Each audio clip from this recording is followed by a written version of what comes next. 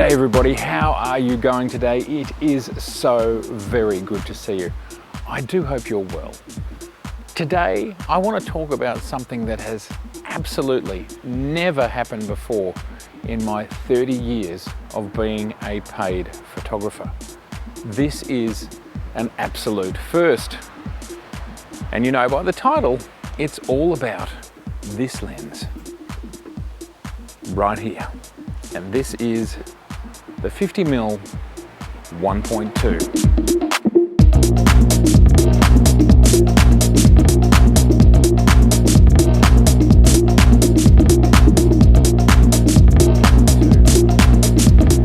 So today, I've picked this lens up, I've taken a few shots. It's pretty exciting and I'm not sure what to think. Because at the end of the day, is there going to be much difference between this 50mm 1.8 and this 50mm 1.2? Now, I want to share a little secret with you. We're actually shooting on the 50mm 1.2 right now, and we are shooting at 1.2. So if I fall out of focus, don't blame the camera too much. I've got a razor thin depth of field. So there's some pretty big differences between these two lenses. Roughly 4 times the difference in price. Now that's pretty spectacular. Also, significantly heavier, significantly larger. That one has 2 motors, 2 focusing motors in it, and this one only has 1. And if you're interested in downloading some raw files, I will make a link available in the show notes below.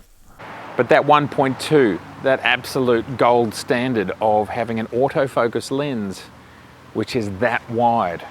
Nikon, to the very best of my understanding, because of the F-mount's design, was never able to give us a 50mm 1.2 with autofocus. But what Nikon has done in the past is given us this lens here and a few different versions of it.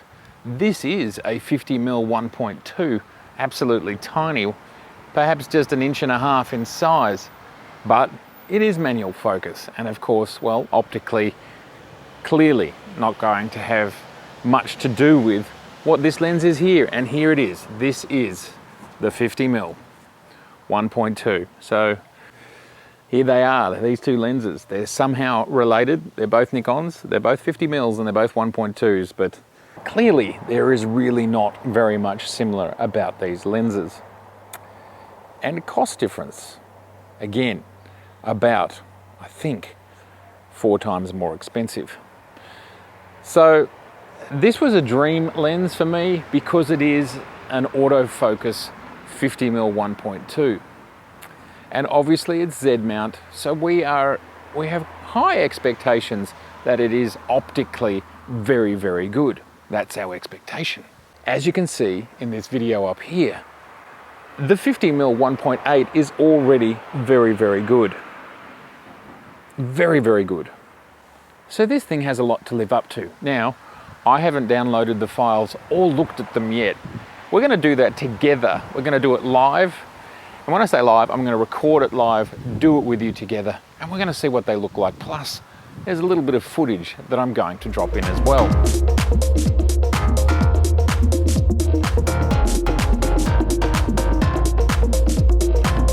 I want to talk about this lens from a Nikon overview perspective, not really about, you know, just rabbiting on about lenses and 1.2s and big apertures and how awesome all that is, because we all already know. That's why we're watching and making this video. And just so you're wondering, how am I shooting now looking like 50mm, but I'm not. And this is one thing I love about the 4K, is that I can put a 35mm lens on here and go to DX, to APS-C crop, and it still gives me 50mm. So essentially I have 4 50mm options now: the 35mm at DX, the 50mm 1.8, the 50mm 1.2, and the old 50mm 1.2. I'd like to just drop in here and say thank you. You know who you are. I'll have to hand this over to you soon, although it would be really interesting to do a test with these two, wouldn't it? So let me know if I can hold on to it for a little bit longer. But thanks again for loaning me this lens, and I've had it for way longer than I should have because of COVID and because we haven't seen each other. Thanks. So it's a big deal. This lens is a big deal. A lot of people complained, and of course it's those usual naysayers. Oh, Nikon fail. Canon got out the prime 1.2s, the 85, the 50, etc. And Nikon decided to go with the 1.8s. Oh, don't they suck? Well, here it is. It's real. It's in my hand.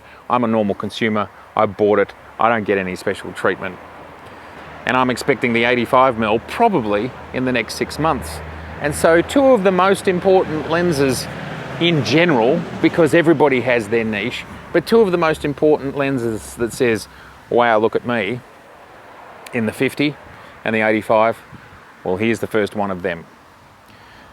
So congratulations. I want to say congratulations to Nikon for getting this out. And just looking through the viewfinder, because it was a couple of hours ago, I did the shots. Yeah, it's looking amazing. And the Bokeh,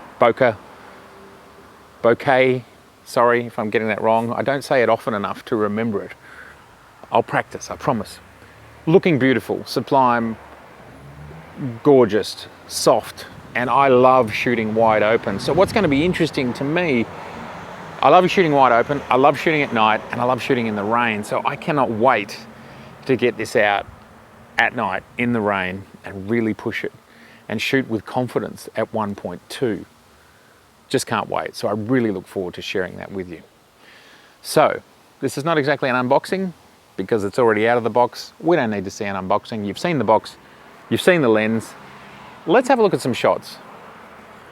But congratulations, Nikon. And I was in the store today where I got this, and they told me that already the Z7 II is selling really well, and they had sold more copies than they had expected. So there really does seem to be a massive shift between those that were waiting for the second gen, and now it's here, and now they're buying. So as I said, standing in this very place about 6 months ago, there is lots of Nikon F users sitting in the permafrost waiting for the second generation. The second generation is here, and now they're buying. And as the store owner said to me, he said, and this is a $5,000 camera in this country. This is a $5,000 camera, and they're flying out the door. So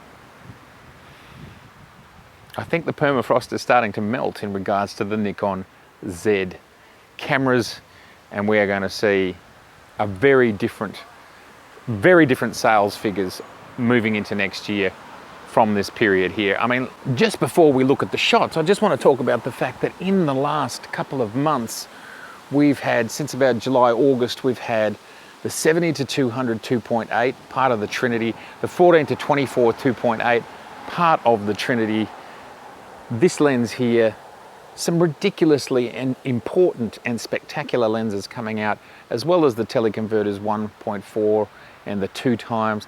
This is really fleshing out this system so that natively, I feel like natively, pretty much almost everything, except maybe a couple of macro lenses, we've got the basics. And sure, pancakes and so on, but I feel like we've got the basics. If you were a photographer and you were starting a new kit, and you wanted to get into events, functions, weddings, portraiture, you seriously have the lenses that can get you there already now, if you wanted to just go native. And of course, the news I spoke about the other day with the Viltrox 85 1.8 autofocus coming, it's looking good, isn't it? It's looking good. Anyway, let's go look at some shots. Images are coming in, and you and I were seeing them together for the first time. Let's just check out the metadata. There we go, and there it is there. Nikkor Z 50mm 1.2 S.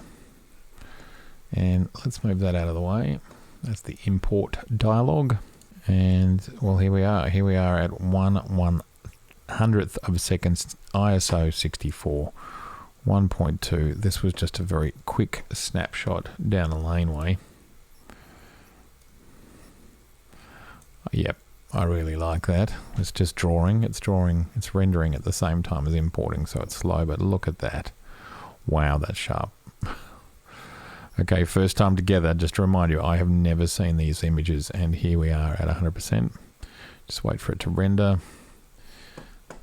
And it has rendered. That looks gorgeous, and I do very much like the background there. So off to a very good start. Let's straighten that one, just because that's what I like to do. Something just happened there. I don't know what that was. Very nice. Okay, we're going to give that one 5 stars. Here I was just wanting to show relative sharpness at 1.2, pretty close in a dark laneway. Let's go to 100%.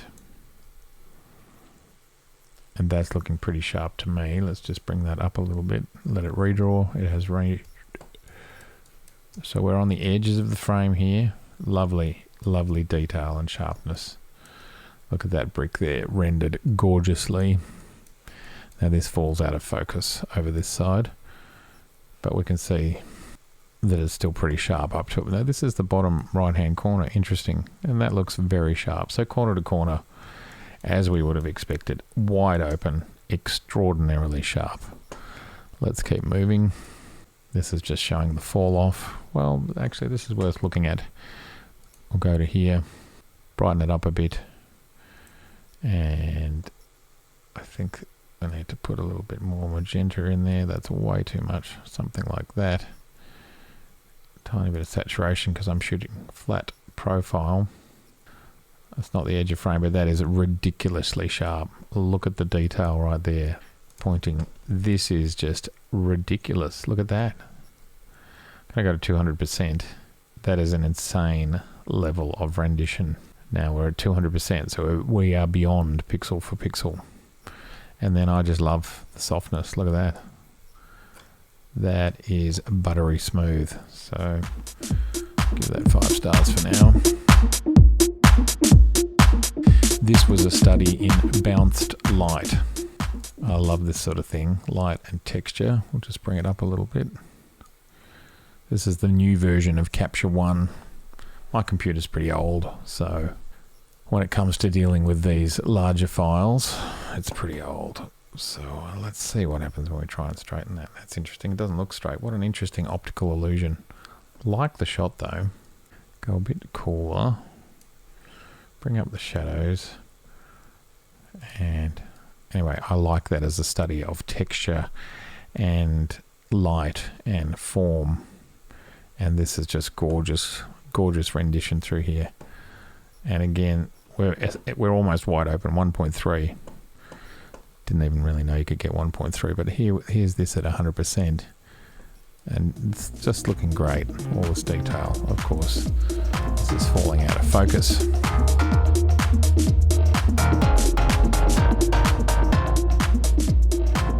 I was making the barber sign in focus, and you can see that because this sign is in basically the same plane.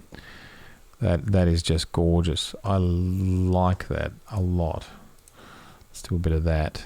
It's interesting. It was such a simple non-scene, but we can, just with selective depth of field, minor adjustments, I think you can make something like this have quite a sense of depth. Geez, I love that short depth of field at 50mm, even probably 10 meters, 30 feet from the subject, we can still get a sense of out of focus because it's 1.2. I just love that. And to give you an idea here, I'm at ISO 64, 1/3200th of a second. So there's just so much. I really like that. I don't know why. I really like it. Now, there's a video that you can watch, which I've already pointed out, which I took the original 50mm and was blown away because I did the same thing and shot the wall wide open, looked in the corners and just went, what? And this is much the same. I mean, at this point, your depth of field is so shallow. I think this plane here is in focus and this plane is slightly closer to me, I think. So it's interesting. The elements that made that other shot so spectacular, which was this thing was in a different place There was a rubber mat hanging here on these hooks. I got to turn that off, although that was a good straighten. And the sun was, and it just shows you how important the sun is. But this is still great, and the rendition of these bricks is just ridiculously delicious. Yeah, well that is stunningly sharp, just everything about it. So I'm standing on the other side of the road. I think you might be able to just make me out. No, I suitably got rid of myself. I'm here. So the reflection's pointing in the other direction. I would have thought you might have been able to see my leg or something, but you cannot. That just looks like it's popping off. Like it's so sharp, it's 3D. That's crazy. That's just crazy. And this is beautiful, beautiful rendition. Wow, even look at the rope here. And the bike and the reflection. Oh, that's gorgeous. That's a gorgeous frame, that one. Okay, well, that's pretty nuts to have that level of quality at that distance. All this stuff, look how good it looks. That's tremendous. And keep in mind, we are wide open 1.2. And there's all sorts of things. Yes. I really like that. That is great. You could probably just crop it just to the store. Oh, I didn't realize how much I was going to love that. That's great. Okay, the lens is showing off now, I think.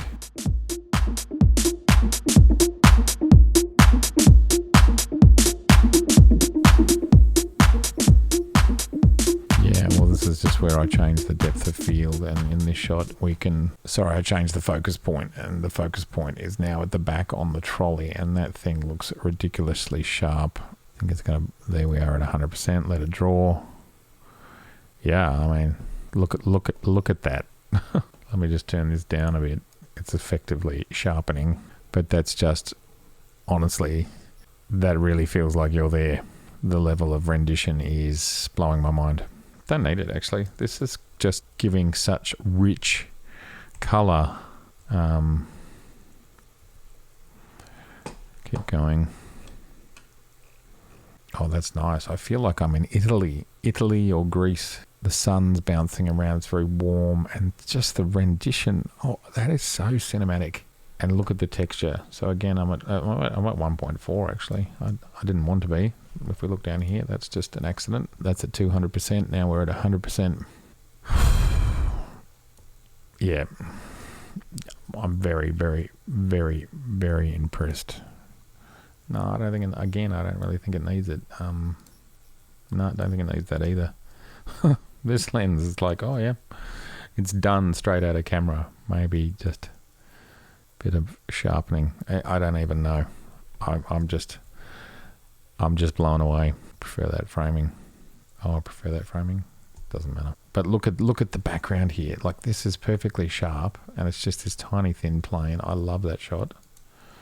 And then the background is just, wow, that's just otherworldly.